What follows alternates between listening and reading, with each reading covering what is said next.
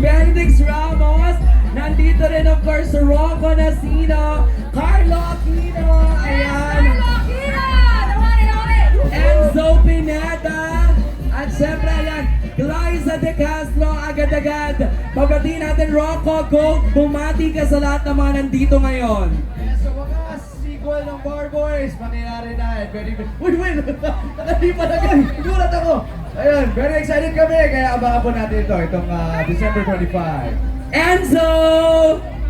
Hello po, please support Bar Boys After School. At maraming salamat Metro Manila Film Festival for putting us here sa lineup ng Metro Manila. We're very blessed to be here. Please support ang pelikulang Pilipino. Maraming salamat po.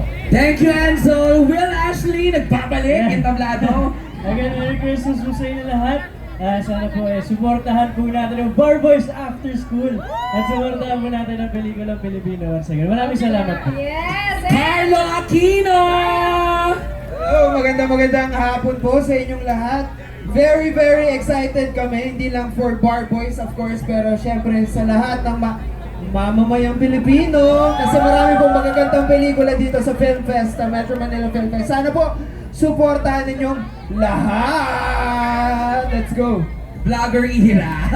Ayan, oh, picture taking po tayong lahat. Dito po muna sa harapan. Ayan, pwede po tayong mag-compress para naman na kuha lahat at kitang-kita po ang lahat. Siyempre, sila po ang cast ng Bar Boys After School.